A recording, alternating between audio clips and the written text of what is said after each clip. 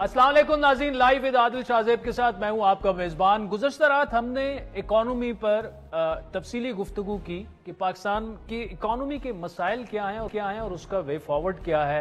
आपने दो finance ministers जो हैं मिफ्ता इस्माइल साहब, डॉक्टर हफीज़ पाशा साहब, उनकी गुफ्तगू सुनी। साथ में डॉक्टर आबिद कयूम सुलैरी साहब और जो बोर्ड ऑफ इन्वेस्टमेंट के साबिक सरबराह हारून शरीफ साहब भी हमारे साथ प्रोग्राम में मौजूद थे। कुछ उसमें से जो क्रक्स निकला वो आपके सामने हम रख देते हैं। एक तो मिफ्ता इस्माइल साहब ने यही बात कहा कि मेरे ख्याल में हमारा सबसे अहम इशू वो भी इकानमी से ही जुड़ा हुआ है कि हम अपने बच्चों को तालीम नहीं दे पा रहे, और तालीम अगर हम देते भी हैं तो वो क्वालिटी तालीम हम नहीं दे पा रहे। सुबह को हम सिर्फ एनएफसी अवार्ड के तहत जो है वो तालीम के लिए पैसे दे रहे हैं, हम अपने बच्चों को क्वालिटी तालीम नहीं दे रहे।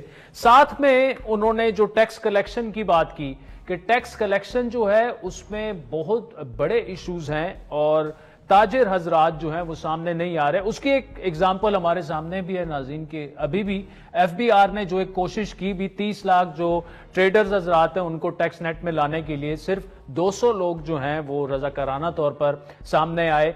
फिर डॉक्टर हफीज पाशा साहब की गुफ्तगू आपने सुनी और उसमें ये बात भी की गई, एक एक्सपर्ट ने ये बात भी की कि एक वाइट पेपर बनाया जाए और out of the box thinking की भी बातें हुई। आज भी इसी गुफ्तगू को हम आगे बढ़ाएंगे। बोर्ड ऑफ इन्वेस्टमेंट के साबिक सरबराह असफर एहसन साहब हमारे साथ मौजूद है और यूसुफ नजर साहब जो हैं वो हमारे साथ लंदन से मौजूद हैं। यूसुफ नजर साहब, आपसे गुफ्तगू का आगाज करूंगा। आपको मेरी आवाज आ रही होगी तो मैंने ये मुद्दे तो रख दिए हैं। आपके ख्याल में इस वक्त हमारे मसले क्या हैं, बुलेट पॉइंट्स में अगर हो सके, और उसमें से कैसे कितने ऐसे मसाइल हैं जिनका वे फॉरवर्ड मौजूद है? शुक्रिया। देखिए, सबसे हमारा जो बड़ा मसला आप कह सकते हैं कि आप बहुत लॉन्ग टर्म की बात कर रहे हैं या आप अगले 12 महीनों की बात कर रहे हैं। अगर आप शॉर्ट टर्म सर, शॉर्ट और टर्म दोनों दे दें। जी, शॉर्ट और टर्म दोनों दे दें। तो हमारा सबसे बड़ा मसला जो है वो हमारे डेट लेवल्स हैं, कर्जाजात हैं, कि उसकी अदायगियां कैसे करनी है और उसके लिए क्या हमें इक़दाम करने चाहिए। लॉन्ग टर्म में सबसे बड़ा हमारा मसला, मैं साफ साफ कहूंगा, जहालत है। और हमारे यहाँ दो तरह की जहालत है।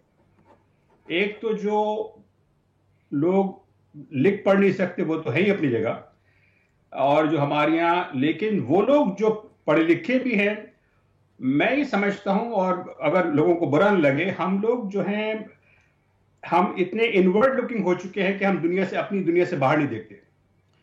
और मेरी राय में ये सबसे बड़ा मसला है, और इससे मैं किसी को एक्सेप्शन करार नहीं दूंगा, मैं कोई बड़ी बात नहीं करना चाहता। लेकिन आपने जैन साबिक वज़ीर खजाना का जिक्र भी किया, अगर आप मुझे किसी और वक्त मौका देंगे, उनकी बहुत सारी बातें ऐसी हैं जिनसे मुझे शदीद इख्तिलाफ है। लेकिन अगर आप डेट पे आ जाइए, डेट के मुतालिक सबसे बड़ी चीज जो है जिसको हम इग्नोर कर रहे हैं वो ये कि जो हमारा जो डोमेस्टिक डेट है, वो जो हमारी जो इस वक्त डेट सर्विसिंग जिसको मार्कअप पेमेंट्स बजट में कहते हैं, उसका जो 85 to 88% जो है वो उसका ताल्लुक डोमेस्टिक डेट से है। और ये डेट जो है इसलिए बेकाबू हुआ कि जब हमने पिछले खास तौर पे 3 साल में जो है डेट लेवल्स जो हैं बहुत आगे चले गए। तो इसको हमें कैसे टैकल करना है? बाज लोग एनएफसी की बात करते हैं। विद ड्यू रिस्पेक्ट, जो सिचुएशन अभी पैदा हुई है उसका एनएफसी से डायरेक्ट प्रूफ करना बहुत मुश्किल है, जिसके बारे में मैं तफसील से लिख भी चुका हूं। यह अलग बात है, जी आपका बिल्कुल कॉलम पढ़ा था। मसला सियासी भी है, और इस सियासी मसले में जो है फुटबॉल की तरह इसको ट्रीट करना मुनासिब नहीं होगा। तो कहने का मकसद यह है कि बाज मसाइल ऐसे कॉम्प्लेक्स होते हैं कि अगर हम उसको बाइनरी तरीके से देखें, ब्लैक एंड व्हाइट टर्म्स में, तो फिर ये और मुश्किल क्रिएट हो जाती है। और खास तौर पे जब हम मीडिया में, पब्लिक मीडिया में ये बातें करते हैं और हम इसको चीजों को, मसाइल को ब्लैक एंड व्हाइट तरह से पेश करते हैं, तो हम मुल्क और कौम की खिदमत नहीं कर रहे होते। मेरा ये कंसर्न तो यूसुफ नजर साहब, मैं एहसन असफर साहब के पास जाता हूं, लेकिन एक क्विक सा मुझे कमेंट दीजिएगा सर। मैं सिर्फ एक जुमला मैं एक मुकम्मल कर लूं एक बात को, इफ यू डोंट माइंड। جہاں تک تعلق ہے ڈومیسٹک ڈیٹ کا، میری یہ ذاتی رائے یہ ہے، اور بڑے میں نے تفصیل سے لکھا بھی ہے، کہ ہمیں سونر اور لیٹر ڈومیسٹک ڈیٹ کی ری اسٹرکچرنگ کرنا پڑے گی. Thank you. ری اسٹرکچرنگ بھی کرنا پڑے گی اور انٹرسٹ ریٹ بھی ایک رہا ہے. احسن اسد صاحب، یہ پوری ڈیبیٹ جو ہے آپ کے خیال میں اس وقت، اسی سے شروع کرتے ہیں، سب سے پہلا سوال سب سے یہی تھا، مسئلے کیا ہیں اور ان کا وے فارورڈ کیا ہے؟ دیکھیں، مسئلے یہ ہیں کہ پاکستان اس وقت دنیا کی 5ویں بڑی کنٹری ہے with 250 ملین پاپولیشن، جو ہمارا کرنٹ سینسس ہے. کاش ہم یہ کہہ سکیں. اور اس کے بعد ہم 2047 میں ہم 40 کروڑ کراس کر جائیں گے، جس میں 67% ہمارا جو پاپولیشن ہوگا وہ انڈر 30 ایئرز آف ایج ہوگا. تو سب سے پہلی تو اس چیز کو انڈرسٹینڈ کرنے کی ضرورت ہے کہ ہم کوئی یورپ کی، افریقہ کی چھوٹی سی کنٹری نہیں ہے. تو ہمارا کوئی بھی جو سولوشن ہے وہ ہمیشہ لانگ ٹرم پہ بیس کرے گا. ساتھ میں چونکہ ہم اس وقت پھنسے ہوئے ہیں اور چاروں طرف سے پھنسے ہوئے ہیں، تو پیرل میں آپ کو کچھ شارٹ ٹرم پالیسیز کے تھرو اپنی چیزوں کو چلانا پڑے گا.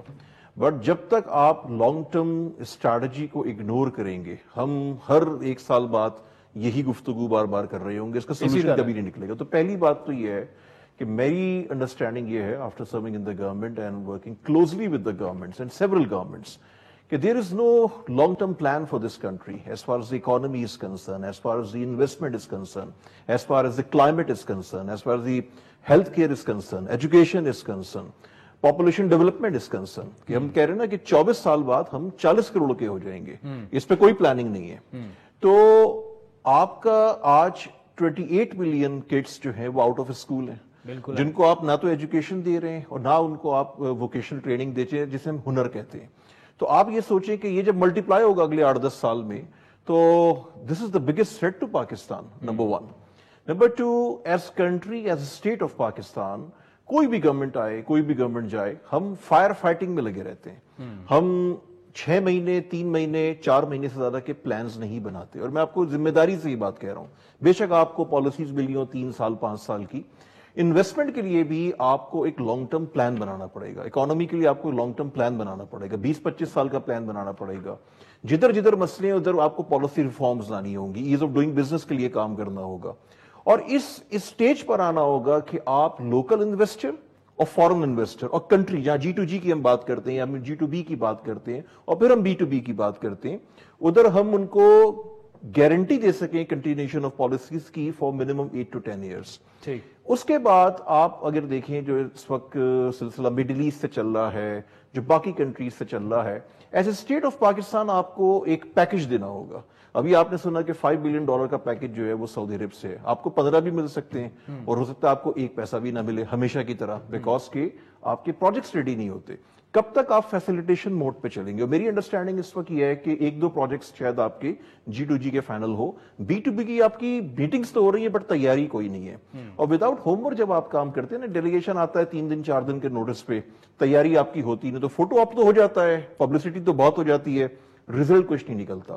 تو وہ وقت آ گیا ہے پاکستان پہ کہ آپ ہر ایریا کے اندر ایک کنسنسس ڈیولپ کریں. پہلے تو سارے اسٹیک ہولڈرز کا، آپ ایکسپرٹس کو بٹھائیں، مارکیٹ سیلریز پہ آپ منسٹریز میں پبلک سیکٹر کے اندر امپلائیز ہائر کریں، جو بیسٹ ٹیلنٹ جس چیز کا، اگر آپ آج کے چائنا کو ڈیل کرنا چاہتے ہیں، آج کے سعودی عربیہ کو ڈیل کرنا چاہتے ہیں، اور پھر اسپیسیفک انڈسٹریز کے جو ٹاپ پروفیشنلز ہیں ان کو آپ لے کر آئیں تاکہ آپ کے پروجیکٹس ریڈی ہو سکیں، آپ کی چیزیں آگے بڑھ سکیں. تو یہ کولیبریشن ہوگی، پبلک پرائیویٹ پارٹنرشپ ہوگی، جس کے تھرو ہم اس پوزیشن پر آئیں گے کہ ہم پروجیکٹس کو ریڈی کرنا شروع کریں. میں آپ کو ایک چھوٹی سی ایگزامپل دوں کہ ہم سعودی کر رہے ہیں. ایک ہماری چھوٹی سی نیبرنگ کنٹری ہے ازبکستان، جس کی ٹوٹل پاپولیشن 3.5 کروڑ ہے. پچھلے 4.5 سال میں سعودی عرب نے $22 بلین انویسٹ کیے ہیں. $22 بلین. پاکستان میں $1 بلین بھی انویسٹ نہیں ہوا. جو آیا وہ سبسڈی آئی ہے یا آپ کے اسٹیٹ بینک پہ انہوں نے چیزیں کی ہیں. تو میں یہ سمجھتا ہوں کہ اس وقت کی گورنمنٹ میں جب میری بات ہوئی ہے تو یہ ریلائزیشن ہے، اس پہ کچھ کام چل رہا ہے. لیکن اگین اگر ہم نے ایڈ ہاک پالیسیز پہ کام کرنا ہے، اگر ہم نے لانگ ٹرم پلان نہیں بنانا، اگر ہم نے اگلے 6 مہینے کا دیکھنا ہے، تو ہم 1-1.5 سال بعد پھر وہیں کھڑے ہوں گے اور ہم ان تمام اپرچونٹیز کو مس کریں گے. تو میرا جو کنکلوژن ہے وہ یہ ہے کہ آپ جب ایجوکیشن کی بات کرتے ہیں، آپ ہیلتھ کیئر کی بات کرتے ہیں، آپ پاپولیشن ڈیولپمنٹ کی بات کرتے ہیں، پھر اکانومی اس کا ایک پارٹ آتا ہے. ہر چیز میں آپ کو as a state of Pakistan ایک لانگ ٹرم پلان بنانا ہے اور اس کو بنانے کے بعد اس کی امپلیمنٹیشن پہ جانا ہے. اور خصوصاً یہ جو آپ کہہ رہے ہیں نا یہ بالکل ڈائریکٹلی لنکڈ ہے ایف ڈی آئی سے بھی, کیونکہ پاکستان میں اگر اس وقت دیکھیں کون آئے گا, کتنے لوگ آئیں گے. دیکھیں ایف ڈی آئی تو بات کی بات ہے, ہم ایف ڈی آئی کی بات کرتے ہیں, میں بھی ہر وقت لکھتا ہوں اور پروپیگیٹ کرتا ہوں, بٹ دیکھیں ایک چیز کو سمجھنا ہوگا, جب تک آپ ایگزسٹنگ انویسٹرز کو فیسیلیٹیٹ نہیں کریں گے, جس میں آپ کا لوکل انویسٹر بھی ہے اور وہ سارا فورن انویسٹر جو پاکستان میں آلریڈی ایگزسٹ کرتا ہے, جو انویسٹ کر چکا ہے, جی جب تک آپ ایگزسٹنگ انویسٹر کو فیسیلیٹیٹ نہیں کریں گے وہ ایک اچھی پوزیشن پہ نہیں آئیں گے. آپ ایف ڈی آئی تھوڑی بہت لے کر بھی آئیں گے تو سسٹینیبل نہیں ہوگی. تو ہمیں اس چیز کو انڈرسٹینڈ کرتے ہوئے ایز آف ڈوئنگ بزنس پہ کام کرنا چاہیے. ہمیں وہ پالیسیز رکھنی چاہیے جہاں پہ ہم ویلتھ کریشن, یہاں پر ایک بہت بڑا مسئلہ ہے کہ اگر ایک کمپنی گرو کر رہی ہے تو ہم اس کو اپنی پالیسیز کے تھرو, اسٹرکٹ ریگولیشنز کے تھرو اتنا پریشان کرتے ہیں کہ پاکستان میں بزنس کرنا ایک جہاد بن چکا ہے. اور یہ آج کی بات نہیں ہے, یہ پچھلے بہت سالوں سے یہی سچویشن ہے, یہی معاملہ چل رہا ہے. اچھا میں یوسف نادر صاحب, آپ نے احسن اصفر صاحب کی گفتگو سنی, اس پر ایک تو کمنٹ کیجیے گا, کیونکہ ایف ڈی آئیز پہ کافی سارے ہم نے بھی آپ سے سیگمنٹس بھی کیے ہیں اور سوالات بھی کیے ہیں, اور اوور آل وہ جو بات کر رہے ہیں آپ ایگری کریں گے ان سے؟ دیکھیے شکریہ. دیکھیے اصفر صاحب بہت اچھی باتیں کر رہے ہیں اور میں انہی کی باتوں کو آگے بڑھاتے ہوئے آپ سے ایک بات کہوں گا. اکنامکس, پلاننگ, امپلیمنٹیشن, یہ سب باتیں ٹھیک ہے, لیکن پاکستان کو جس صورتحال کا آج سامنا ہے میرے خیال سے ہمارا مسئلہ بہت بڑا ہے. ہمیں نیشنل لیول پہ ایک ڈیبیٹ ہونی چاہیے اور سب کو سوچنا چاہیے کہ ہم کس طرح کا ملک چاہتے ہیں. کیا ہم South Africa, Argentina, north Korea بننا چاہتے ہیں, یا ایران, یا پھر ہم اس ڈائریکشن میں جاتے ہیں جہاں ملیشیا, ساؤتھ کوریا اور انڈونیشیا گئے. یہ بہت اہم بات ہے, اس لیے کہ اس وقت جو گورننس ماڈلز ہیں پورے ڈیولپنگ کنٹریز میں, اس کو میں اوور سمپلیفائی تو نہیں کروں گا, لیکن بیسیکلی دو ہیں. ایک طرف ہم اپنے خطے کا تو ہم بات کر سکتے ہیں, لیکن وہاں زیادہ تر جو ہیں امریتیں ہیں یا بادشاہتیں ہیں, لیکن اگر ہم ڈیموکریسی یا مکس سسٹمز کی بات کرتے ہیں تو ایک طرف لیٹن امریکہ ہے, دوسری طرف ایسٹ ایشیا ہے. میں یہ عرض کرنا چاہوں گا بڑے ادب سے کہ پلیز ہم ٹریڈیشنلی دیکھتے رہے ہیں اپنے سعودی عرب, ٹرکی اور ان ممالک کی طرف, یا پھر امریکہ سے ہمارے تعلقات رہے ہیں. ہم ایسٹ ایشیا کی طرف دیکھیں. We don't have to reinvent the wheel. ان سب میں پوری جو ساری کنٹریز ہیں, چاہے وہ تائیوان ہو, ساؤتھ کوریا ہو, ملیشیا ہو, انڈونیشیا ہو, ان میں ایک بات بہت کامن ہے, اور وہ یہ کہ انہوں نے نہ صرف ایجوکیشن میں انویسٹ کیا بلکہ انہوں نے چند ایسی چیزیں کی جیسے کہ اپنے ایگریکلچر کو ریفارم کرنا, ماڈرنائز کرنا. یہ ویری بگننگ میں کیا تھا. اور ایک اہم بات جو تھی جو چائنا میں بھی کامن ہے کہ انہوں نے اکنامک ریفارم سے پہلے گورننس ریفارمز کی تھی. ہمارے یہاں اکثر اکانومسٹ جو ہیں وہ ماڈلز کی بات کرتے ہیں. دیکھیے اگر ماڈلز لا کے, پالیسیز لا کے, ایف ڈی آئی لا کے اگر اتنا سمپل ہوتا تو کیا بات تھی, لیکن حقیقت یہ ہے کہ it is not that simple. اور ابھی جو ہے there is a growing consensus among at least some of the top experts in the world کہ گورننس ماڈلز کو ٹھیک کرنا بہت ضروری ہے. اس میں بات جو ہے وہ ڈکٹیٹرشپ ورسز ڈیموکریسی کی نہیں ہے. اس میں سب سے اہم بات یہ ہے کہ آپ کی گورننس کیسی ہے. ہمارے یہاں پاکستان کا اس وقت جو سب سے بڑا ایشو ہے, چاہے کسی چیز کو ٹیکل کرنا چاہیں, چاہے وہ اکانومی ہو, چاہے وہ ڈیٹ ہو, چاہے وہ انرجی ہو, چاہے وہ ایجوکیشن ہو, ہمارے یہاں گورننس لیول جو ہے, اور جو گورننس ہے, it is one of the worst governed countries in the world. اور اس کی ایک سگنیفیکنٹ ریزن جو ہے وہ تو پالیٹکس پہ تو ہم we can talk in all the time, لیکن ایک بہت بڑی وجہ جو ہے وہ کمپیٹنس ہے. کمپیٹنس, ابھی بھی میں نے ریسنٹلی لکھا تھا, we have a crisis of competence. اور یہ کمپیٹنس جو کرائسس جو ہے وہ ہر جگہ سے, left to right, top to bottom. تو پلیز اگر ہم کنسنسس کی بات کرتے ہیں, I with respect, I disagree with that. وہ اس لیے کہ کنسنسس کا مطلب یہ ہوتا ہے کہ آپ لوئسٹ کامن ڈینومینیٹر کی بات کر رہے ہیں. اگر آپ سب لوگوں کو ساتھ بھی بٹھا بھی لیں گے, ان لوگوں کو جو یہ ملک چلاتے رہے ہیں, تو پھر آپ सोच सकते हैं कि फिर कंसेंसस क्या होगा। मोस्ट लाइकली कि जो स्टेटस को आप मेंटेन करें और उसको किसी तरह से खींचतान के कुछ मुल्कों से कर्जे लेके काम चला लें, आगे बढ़ा लें। इसीलिए ये सिचुएशन जो है, अगर हम ईमानदारी से बात करना चाहते हैं, मैं समझता हूं बहुत डिफिकल्ट है। Some people will have to take the lead, इसलिए कि जो मेरे एक्सपीरियंस है, और मैंने इमर्जिंग मार्केट्स में मेरे ख्याल से 30 साल से काम किया है जी, कंसेंसस से काम नहीं चलता। Some people, some segments of the leadership within the elites have to take the leadership and ownership and give a program. इसलिए के तो ये बात जो है मेरे ख्याल से थोड़ी बातें ये मुमकिन है टेलीविजन पे जो है जिस तरह से आमतौर पे गुफ्तगू होती है उस लिहाज से मुख्तलिफ हैं, लेकिन मेरा ख्याल है we will serve the country अगर हम थोड़ी बातें खुल के करें और ऑनेस्टली करें। नहीं, आपकी बिल्कुल बातें मुख्तलिफ होती हैं, इसीलिए आपको बार बार हम टेलीविजन पे बुलाते भी हैं। यूसुफ नजर साहब, एहसन साहब क्या कहेंगे? देखिए, ये जो बात आपने की ना, कंसेंसस से कुछ नहीं होगा, कंसेंसस बेसिक आपकी है। मैंने साथ में कहा कॉम्पिटेंट टीम बुलाएं ना, आप मार्केट सैलरीज पे प्रोफेशनल्स हायर करें जी। आपको हर सेगमेंट में ये काम करना पड़ेगा। आप एक डेमोक्रेसी में रहते हैं ना, आपके डिक्टेटरशिप तो नहीं है। कॉम्पिटेंस की वो भी बात कर रहे हैं और गवर्नेंस मॉडल की बात कर रहे हैं। बट अगर बादशाहत आपके यहाँ नहीं है, डिक्टेटरशिप आपके यहाँ नहीं है, तो कंसेंसस के बाद आप कैसे काम करेंगे? ये डेमोक्रेसी डिफरेंट है ना। या तो फिर आप यहाँ बादशाहत लेकर आ जाए, प्रेसिडेंशियल रूल लेकर आ जाए, या डिक्टेटरशिप लेकर आ जाए।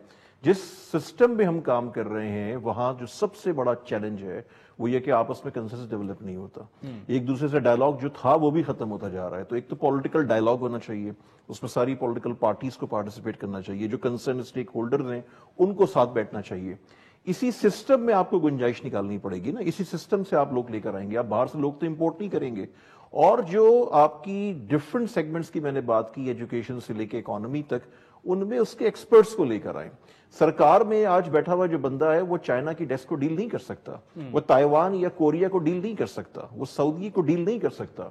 और जो मैं यूसुफ साहब से इस बात से रिस्पेक्टफुली डिसएग्री करूंगा जो उन्होंने बात की, आज का जो सऊदी अरेबिया है, this is the most happening place in the world, this is the new face of Riyadh. यहाँ पे दुनिया की सबसे ज्यादा जो एक्टिविटी इस वक्त हो रही है वो रियाद में हो रही है। दुनिया की हर कंट्री आ रही है, हर बड़ा इन्वेस्टर दुनिया का रियाद आके बैठ रहा है, वो यूरोप या इधर उधर नहीं जाता। तो ये जो डेवलपमेंट वहां पे हो रही है ये एडहॉक पे नहीं हो रही, एक प्लान के तहत हो रही है। अगर आप 2030 के विजन को स्टडी करें, उनकी बाकी तमाम चीजों को स्टडी करें, जो आज PIF जो public investment fund Saudi Arabia का है उसका जो टोटल साइज है वो ओवर $1 ट्रिलियन है। 2030 में वो $2 ट्रिलियन प्लस होगा। This is official size. उसके तहत वो जो इन्वेस्टमेंट दुनिया में कर रहे हैं, जैसे मैंने आपको उज्बेकिस्तान की एग्जाम्पल दी, ऐसी 50 एग्जाम्पल्स और हैं। तो मैं जो बात कर रहा हूं, हमें जिस चीज की जरूरत है, पैसों की जरूरत है, पैसे नहीं है हमारे पास, जिसके लिए हम IMF से डील करते हैं, सारा कुछ करते हैं। तो ये 2-4 कंट्रीज है। आज अगर सऊदी अरेबिया आएगा तो पीछे कतर और UAE भी आएगा, और ये सिर्फ उस वक्त आएगा जब हम पॉलिसी में नरमी करेंगे, पॉलिसी को इस तरह से बनाएंगे कि जो लुक्रेटिव हो किसी इन्वेस्टर के लिए, और वहां पे एक जो ट्रस्ट डेफिसिट का इशू है उसको हम खत्म कर सकें, गारंटी दे सके। आप देखेंगे ये एक फ्लो होगा, जब ये फ्लो शुरू होगा तो फिर आपका चाइना है, फिर आपका नीदरलैंड्स है, फिर आपका ये फार ईस्ट है, बाकी कंट्रीज शुरू होंगी। बट फिलहाल हो क्या रहा है इस वक्त, हुकूमत पाकिस्तान के पास कोई केस स्टडी नहीं है। आप मुझे बता दें पिछले 5 साल में कौन सी इन्वेस्टमेंट आई है, पिछले 10 साल में कितनी इन्वेस्टमेंट्स आई हैं, क्या उसका साइज है, किस सेक्टर में इन्वेस्टमेंट आई है, क्या वो सस्टेनेबिलिटी, उल्टा पाकिस्तान से इन्वेस्टर भाग रहा है। चाहे आप शेल की बात करें, चाहे आप टेलेनॉर की बात करें, चाहे आप और कंपनीज की बात करें। तो मेरा पॉइंट ये है कि एक वक्त आ गया है कि मेरी तो टॉपिक इकोनॉमी है ना, मैं तो इकोनॉमी की बात कर रहा हूं, बट वही प्रॉब्लम मैं हर सेक्टर में देखता हूं। तो कॉम्पिटेंट टीम जरूर चाहिए, बट कंसेंसस के बगैर काम नहीं होगा। यूसुफ नायर साहब, आखिरी 2 मिनट मेरे पास रह गए जी, आप एहसन साहब को अगर रिस्पॉन्ड करना चाहें तो। नहीं, क्विकली मैंने कहने का मतलब कि हम ट्रेडिशनली उस तरफ देखा है। कहने का हरगिज ये मतलब नहीं कि सऊदी अरेबिया जो है वो चेंज नहीं हो रहा है, वो बिल्कुल चेंज हो रहा है। लेकिन मैं बात बड़े ब्रॉडर कॉन्टेक्स्ट में कह रहा हूँ। We are not a major oil power, हम दुनिया के सबसे बड़े मुल्कों में शुमार नहीं है। हमारे एक मसाइल, नेचर ऑफ द इकोनॉमी बहुत डिफरेंट है। उस कॉन्टेक्स्ट में कह रहा था कि हम देखें उस तरफ के जो प्रूवन डेवलपमेंट एक्सपीरियंस है अक्रॉस ईस्ट एशिया, जो 30-40 साल पे मुहित है, उससे हमें सीखना चाहिए। मेरे कहने का ये मकसद था। जहां तक ताल्लुक है इस बात का कंसेंसस का, जी हम जो है ہم کہتے ہیں کہ ہم ڈیموکریسی میں ہیں، لیکن بات اگر اس پہ نکلی تو بہت آگے تک چلی جائے گی. ہمارے پاس 1988 سے جو ہے وہ ڈیموکریسی تو نہیں ہے، ایک مکس کھچڑی پک رہی ہے. لیکن اس کھچڑی میں جو ہے ہم اس حال کو پہنچے ہیں. میرے خیال سے ہمیں ذرا دل پہ ہاتھ رکھ کے سوچنا چاہیے کہ کیا ہمارے پاس واقعی ڈیموکریسی نہیں ہے یا کچھ اور ہے. اور اس لحاظ سے میں یوسف نظر صاحب، احسن اظفر صاحب، اس ڈیبیٹ کو آئی پرومس کہ ہم جاری رکھیں گے. Thank you so much for joining us. ناظرین، وقت چاہتا ہے ایک بریک کے بعد سینیٹر سلیم مانڈوی والا صاحب ہمیں جوائن کریں گے. ان سے تھوڑا سا پوچھیں گے کہ پرائیویٹائزیشن جو ہے وہ کہاں تک پہنچی اور پیپلز پارٹی کو کیوں کنسرنز ہیں ایک ایسے ٹائم میں جب صرف 2 سکھ انڈسٹریز پاکستان کی تقریباً 850 ارب روپے پی آئی اے اور اسٹیل مل کی بات کی جائے سالانہ نقصان ہمیں ہو رہا ہے.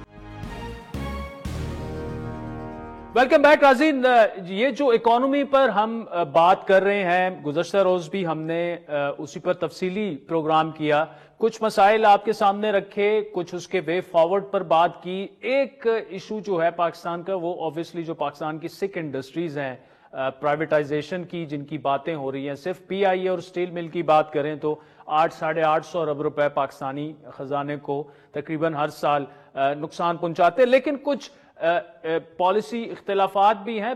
پیپلز پارٹی اور نون لیگ کے ایک دوسرے کے وہ اتحادی ہیں. سینیٹر سلیم مانڈوی والا صاحب جو ہیں وہ especially when it comes in economy اکثر ان سے ہم بڑی گرپ ہے ان کی اکانومی پر ہم بات بھی کرتے ہیں. سلیم مانڈوی والے صاحب، ایک تو جو اس وقت تک پی آئی اے کا جو بھی کچھ ہو چکا ہے، کیونکہ آپ نے گزشتہ دفعہ بھی کہا تھا کہ ابھی تک تو کچھ شروع ہی نہیں ہوا، کیا آپ مطمئن ہیں یہ جس طرح سے پرائیویٹائزیشن ہو رہی ہے؟ کیونکہ کچھ کمپنیوں کو اب ڈی لسٹ کر دیا گیا ہے، پہلے ان کا فہرست میں نام تھا اب نکال دیا گیا ہے. کیوں ہو رہا ہے ایسا؟ دیکھیں جی، ہمارا تو موقف یہی ہے کہ پرائیویٹائزیشن کے پرنسپلی تو وی آر اگینسٹ. بٹ اگر کوئی ایسا ادارہ ہے جو کہ چل نہیں پا رہا اور آپ اس کے لیے کوئی نیا ماڈل کریٹ کرنا چاہتے ہیں، not necessarily it has to be privatization, it can be public private partnership, it can be some kind of operation agreement, anything you know. تو اس کو ٹرانسپیرنٹلی کریں. اس کو یہ نہ کریں کہ میرا جاننے والا آپ کا جاننے والا اس کو بلا کے اور اس کو کہیں کہ آپ یہ ایئر لائن لے لو، آپ یہ اسٹیل مل لے لو. ان چیزوں کے ہم خلاف ہیں. اچھا، تو اس پہ اس وقت کیا ایشو آ رہا ہے؟ کیا آپ کو یہ لگ رہا ہے کہ اس میں کچھ انٹرسٹ گروپ بھی شامل ہو چکے ہیں اور پرائیویٹائزیشن کی بجائے جو ہے اور لوگوں کے انٹرسٹ سرو ہو رہے ہیں؟ دیکھیں سر، جب آپ کوئی چیز ایسی کریں گے جو کہ ٹرانسپیرنٹ نہیں ہوگی تو شبہ تو یہی ہوگا سب کو کہ جی اس میں کسی کا انٹرسٹ شامل ہے، اس میں کسی کو نوازا جا رہا ہے، اس میں کسی کو کوئی چیز دی جا رہی ہے. تو اگر آپ ٹرانسپیرنٹلی کریں گے، اوپنلی کریں گے اور سب کو پتا ہوگا کہ کیا ہو رہا ہے، تو اس قسم کے خدشات نہ پیدا ہوں گے، نہ اس قسم کی ڈیبیٹ شروع ہوگی، نہ پرائیویٹائزیشن کے خلاف کوئی بات کرے گا. تو یہ اب گورنمنٹ کو سوچنا چاہیے کہ وہ اس طریقے سے چیزوں کو کریں تاکہ اس پہ کوئی انگلی نہ اٹھائے، اس پہ کوئی غلط بات نہ کرے. تو یہ میں سمجھتا ہوں یہ بہت ضروری ہے. ٹھیک، یعنی ایک ایشو ہے سکھ انڈسٹریز پاکستان کا، آپ یہ کہہ رہے ہیں اس کے لیے وے فارورڈ پرائیویٹائزیشن اگر ہے بھی تو اس میں ٹرانسپیرنسی ہونی چاہیے. اچھا، مفتاح اسماعیل صاحب سے ہم بات کر رہے تھے، مانڈوی والا صاحب، وہ یہ کہتے ہیں اور اس پر بھی پیپلز پارٹی کا ایک اپنا موقف ہے. وہ یہ سمجھتے ہیں کہ جو این ایف سی وارڈ ہے، جو صوبوں کو پیسے جا رہے ہیں، یہ ماڈل سسٹینیبل نہیں ہے اور یہ اگر اسی طرح یہ معاملہ چلتا رہا تو پاکستان بینکرپسی کے قریب ہی رہے گا. کیونکہ اگر آپ فرض کریں 20 روپے اگر آپ ریونیو کلیکشن کر رہے ہیں، اس میں سے 16-17 جو ہیں یا 15 کے قریب، میں ویسے ہی اگزامپل دے رہا ہوں، وہ ڈیپٹ سروسنگ ہو جاتی ہے، کچھ ڈیفنس میں چلا جاتا ہے، باقی مطلب 4-5 جو ہیں وہ چلے جاتے ہیں صوبوں کے پاس. لیکن وہ یہ سمجھتے ہیں کہ یہ چیز جو ہے ہماری اکانومی کے لیے ٹھیک نہیں، اور آئی ایم ایف کو بھی اس ماڈل پر کنسرن ہے. دیکھیں، میں آپ کو بتاؤں، این ایف سی ایک ایسا ماڈل ہے جو سارے صوبوں نے اور فیڈرل گورنمنٹ نے ایگری کر کے بنایا ہے، اور این ایف سی کا جو سسٹم ہے اس پہ ہم نے کئی دفعہ چینجز کی ہیں. وہ اسی لیے کی ہیں کہ Balochistan is not a revenue generating province, ان کا NFC ہم نے فکس کر دیا، ان کو ہر سال فکس NFC ملتا ہے، وہ ان پہ کوئی NFC کی شرط لاگو نہیں ہوتی. تو ایسا نہیں ہے کہ NFC میں ہم نے چینجز نہ کیے ہوں over a period of time جس وقت سے NFC شروع ہوا ہے. تو میں سمجھتا ہوں کہ یہ کہنا کہ جی سسٹینیبل نہیں ہے، میں اس سے ڈس ایگری کرتا ہوں، کیونکہ وہ بھی فائنانس منسٹر رہ چکے ہیں، میں بھی فائنانس منسٹر رہ چکا ہوں، اور اس NFC ماڈل کو انہوں نے بھی ڈیل کیا ہے، میں نے بھی ڈیل کیا ہے، اور اس میں چینجز اوور اے پیریڈ ان کی گورنمنٹ بھی لائی ہے، ہماری گورنمنٹ نے بھی اس کو ایڈریس کیا ہے. تو یہ کہہ دینا کہ جی یہ غلط ہے، تو اس سے میرا اختلاف ہے ان کے ساتھ. آپ ضرور NFC ماڈل کو ایڈریس کریں. اگر کوئی ایسے ایشوز ہیں جو کہ پرابلم کریٹ کر رہے ہیں فیڈرل گورنمنٹ کے لیے یا اوور آل ہمارے فائنینشیل ماڈل کے لیے ان دا کنٹری، تو اس کو آپ ایڈریس کریں NFC میں. مگر یہ کہہ دینا کہ جی یہ سسٹینیبل ہی نہیں ہے، تو میں سمجھتا ہوں وہ تو پھر آپ یہ کہنے چاہ رہے ہیں کہ جو آپ نے کیا تھا کام وہ بھی غلط تھا، جو ہم نے کیا تھا وہ بھی غلط تھا. لیکن مانڈوی والد صاحب، وہ تو فار ایگزامپل مطلب اگر اخراجات کم کرنے کی بات ہو تو اسے پھر NFC کو کس طرح سے دے؟ کیا کوئی وائٹ پیپر اس پہ لکھا جائے اور چیزیں؟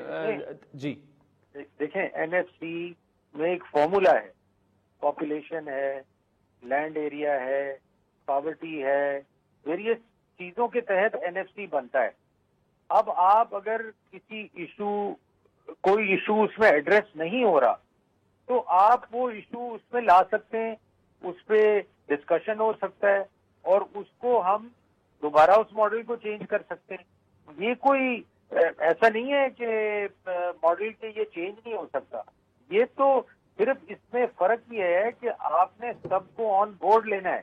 جب بھی آپ NFC میں کوئی بھی چینج لائیں گے تو اس میں کوئی خدا نہ خواستہ یہ کوئی قرآن کی آیت تو ہے نہیں کہ جو چینج نہیں ہو سکتی، اور ہم نے اوور اے پیریڈ اس کو چینج کیا ہے. جیسے بلوچستان کی میں نے آپ کو اگزامپل دی، تو یہ بیٹھ کے اس کو آپ چینج کر سکتے ہیں، اس میں چینجز لا سکتے ہیں، مگر ایک کنڈیشن ہے کہ اس میں سب کی کنسنسس چاہیے. یہ نہیں ہو کہ فیڈرل گورنمنٹ خود ہی بیٹھ کے NFC چینج کر دے اور پروونسز کو آپ فارغ کر دیں. تو پروونسز کو آن بورڈ لے کے ان سے ڈسکس کر کے یہ مسائل حل ہو سکتے ہیں. میں نہیں سمجھتا کہ کوئی یہ نہیں چاہے گا کہ پاکستان کی اکنامک سچویشن ٹھیک نہ ہو، اور پاکستان میں ہم سب کنٹریبیوٹرز ہیں، پروونسز کنٹریبیوٹرز ہیں، فیڈرل گورنمنٹ کنٹریبیوٹر ہے، تو وہ سب بیٹھ کے اس کو سارٹ آؤٹ کر سکتے ہیں. سینیٹر سلیم مانڈوی والا صاحب، thank you so much for joining us. ناظرین، وقت چاہتا ہے جس کے بعد پاکستانی معیشت پر کے مسئلے کیا ہیں، مسائل کیا ہیں اور اس کا وے فارورڈ کیا ہے، یہ گفتگو جاری ہے. ویلکم بیک ناظرین، آج دوسرا شو ہے ہمارا اور تفصیلی ہم نے پاکستان کی معیشت پر بات کی، سکھ انڈسٹریز سے لے کر اور ٹیکسیشن کے کیا مسائل ہیں اور فارن ڈائریکٹ انویسٹمنٹ کے کیا مسائل ہیں. مختلف دو پاکستان کے فائنانس منسٹرز آئے، BOI کے دو سابق سربراہان بھی آئے، ایکسپرٹس بھی آئے.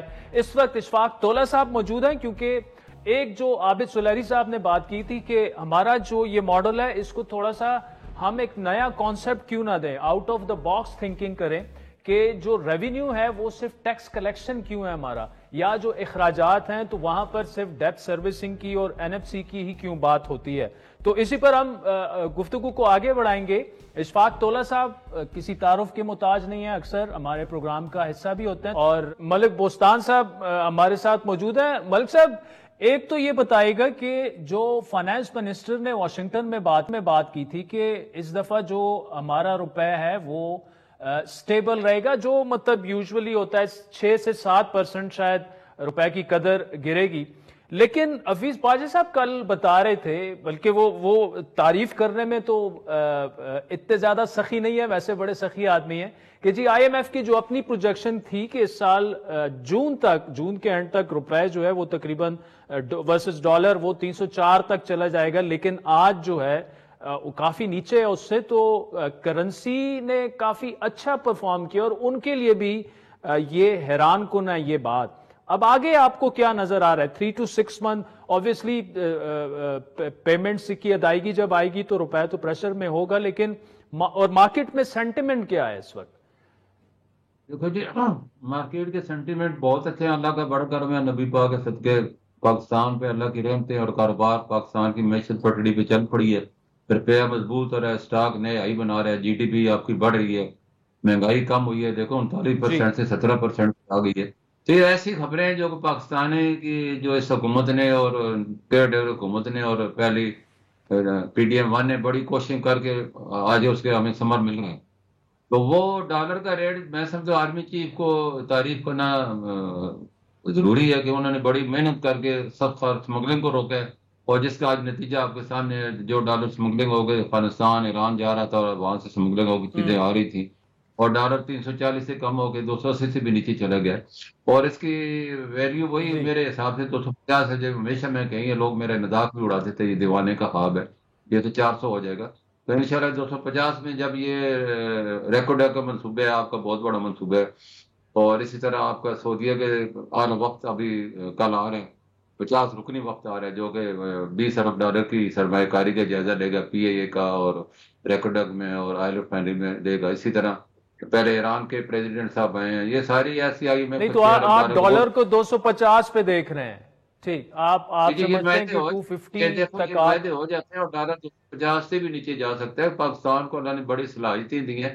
صرف دیکھو نا ہمارے سکینڈل اتنے بنتے ہیں بیڈ گورنر کے، جس وجہ سے گندم کا سکینڈل ہے، سولر کا سکینڈل ہے، ان ساری چیزوں کو قابو پانے کی ضرورت، گندم اللہ نے آپ کو بمپر پرائز دے دی ہے تو آپ اس کو ایکسپورٹ کر لیں بھائی، اس کو اسکینڈل بنانے کی کیا ضرورت ہے؟ چلو جس نے غلطی کی ان کے خلاف ایکشن لیں۔ ناظرین، اشفاق تولہ صاحب اور ملک بستان صاحب ہمارے ساتھ موجود ہیں، بریک کے بعد ان سے دوبارہ ملاقات۔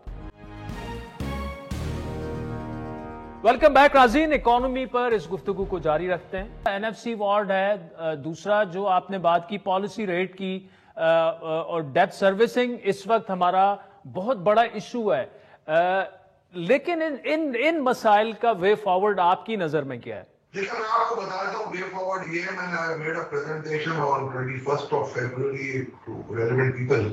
سب سے پہلی بات تو یہ ہے آپ کی جو ڈالر کی پیرٹی ہے وہ 235 روپے کی، ہماری ویلیویشن گولڈمین سیک کی 224 ہے اور آپٹیمس کی 245 ہے۔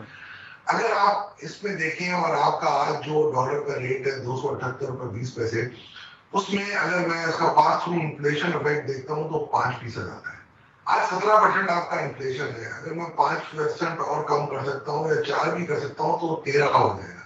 تو آپ اپنا پالیسی ریٹ آرام سے 16-17% پہ لا سکتے ہیں 22 کی جگہ۔ اگر آپ 5 سے 7% اپنی پالیسی ریٹ کو گرائیں اور انٹرسٹ ریٹ گرائیں تو گورنمنٹ کی بوروئنگ یا ڈیٹ سروسنگ کم از کم 3 کھرب سے 30 کھرب یعنی کہ 3 ٹریلین سے کم ہو سکتی ہے، تو وہاں آ کے ایکسپینسز میں بچت ہو سکتی ہے، جو کہ آپ پتہ نہیں کس پریشر کے تحت 1% بھی کم نہیں کرنا چاہیں۔ تو میرے تو یہ بڑا مشکل ہے، بیکاز کہ ٹھیک ہے آئی ایم ایف کے پروگرام میں اور آئی ایم ایف کی ہر بات ہمیں ماننی پڑ رہی ہے، مگر اگر آپ اپنی معیشت کو نہیں دیکھیں گے اور اپنی معیشت کی ریئلٹی کو نہیں محسوس کر سکیں گے تو آئی ایم ایف کے پروگرامز کا آپ کا کوئی فائدہ نہیں ہے۔ غریب مہنگائی میں پس رہا ہے، بزنس چل نہیں رہے، ان امپلائمنٹ بڑھ رہی ہے۔ آپ مجھے ایک بات بتائیں، ٹیکسز آپ کے کلیکٹ نہیں ہو رہے، آپ نے تاجر دوست اسکیم بنائی، یہ میں نے ڈے 1 سے کہہ دیا تھا کہ یہ نان سٹارٹر ہے، بٹ یہ ضد بحث میں 30 لاکھ کیا 200 تاجر بھی نہیں آیا، قابل عمل ہو ہی نہیں سکتی تھی۔ اس سے بہتر میں نے عمل دیا تھا ان کو پچھلے بجٹ میں، جو تاجر بھی ایگری تھے، 250 بلین روپیز ہمیں سے مل رہے تھے کہ ہم 1% ان کے پرچیزز پہ جہاں سے وہ پرچیزز کرتے ہیں امپورٹر سے یا مینوفیکچرر سے لے لیں، اور اس میں وہ تیار تھے اور سمپلیفائڈ ریٹرن ہم نے بنا دیا تھا۔ مجھے نہیں سمجھ پڑ رہا کہ اتنی آسان اسکیم کے باوجود ایک مشکل اسکیم میں آپ کیوں پڑھنا چاہتے ہو؟ آپ کو کراچی سے لاہور جانا، بھائی دبئی کے راستے لاہور۔ تو یہ بہت سارے فیکٹرز ہیں جو ہم دیکھ چکے ہیں۔ دوسرا، آپ کی ایگریکلچر ایلڈ جو ہے وہ دنیا میں لوئسٹ ہے، کافی، جیسے آپ ویٹ کی بات کر رہا ہوں میں، ویٹ میں آپ دیکھیں کہ ہماری ایلڈ 1.2 ملین پر ایکڑ ہے، وہ 2.4 ہے، ہماری ہونی چاہیے 2 ملین، اور اگر آپ 2 پہ اگر آپ لے آتے ہیں اپنی ہیکٹر پر ایکڑ اگر آپ پروڈکشن لاتے ہیں تو آپ سرپلس میں آتے ہیں۔ اب یہ مجھے کوئی عقل مند بتا دے کہ ECC 23 اگست کو فیصلہ کرتی ہے کہ ہمارے ملک میں ویٹ کو امپورٹ کرنا ہے، چاہے پرائیویٹ سیکٹر کرے یا گورنمنٹ کرے. سب سے بڑی بات یہ $1 بلین کے لیے ہم IMF کی کیا کیا شرائط مانتے ہیں، آپ کو بھی پتا ہے، مجھے جی. اکنامسٹ ہمارے ہیں اور یہ ماشاءاللہ بڑی منجیوی اکنامسٹ تھی ہماری فائنانس منسٹر صاحبہ. آئی ہوپ کہ ان کا یہ ڈیسیجن میں رول نہیں ہوگا، بٹ اگر ان کا ہے تو میں یہ سمجھتا ہوں یہ ظلم ہوا ہے ہمارے ملک کے ساتھ. آپ کو پتا ہونا چاہیے تھا کہ 4 ملین میٹرک ٹن آپ کے پاس پڑی ہوئی ہے، پتا ہونا چاہیے تھا آپ کی بمپر کراپ آ رہی ہے. اور اس کی کوئی وضاحت نہیں ملی. اشفاق طولہ صاحب، ملک بستان صاحب، thank you so much for joining. جو اس کا اینڈ اسی پہ کریں گے، جو اشفاق طولہ صاحب نے بڑا کرکس دے دیا، بلکہ میں یہ کہوں گا کہ ہمارا کل کا جو شو تھا یا آج کا جو شو ہے، خصوصاً ایسے فیصلے کہ جب ہماری بمپر کراپ آ رہی ہے، اور یہ پہلی دفعہ یہ فیصلہ نہیں ہوا. اگر پچھلے 4 سال آپ اٹھا کے دیکھ لیں، 3 گندم سکینڈلز تو ہمیں یاد ہیں، ایک شوگر سکینڈل بھی درمیان میں بنا تھا. کچھ پتہ نہیں لگتا کس وقت ہم نے امپورٹ کرنی ہے گندم اور شوگر، کس وقت ہم نے ایکسپورٹ کرنی ہے، اور آج تک کوئی رسپانسبلٹی کا تعین بھی نہیں ہو سکا. تو آئی ہوپ کہ آپ کو دونوں پروگرام جو ہیں وہ پسند آئے ہوں گے. اور وے فارورڈ پاکستان کے لیے یہی ہے کہ ہم میڈیا میں بھی ذرا جو اصل پاکستان کا ایشو ہے، اکانومی، ان کو ہائی لائٹ کریں. تو فیڈ بیک ضرور دیجیے گا. ہمارا ٹویٹر ہینڈل ہے @عادل شاہ زیب. اجازت دیجیے، خدا حافظ.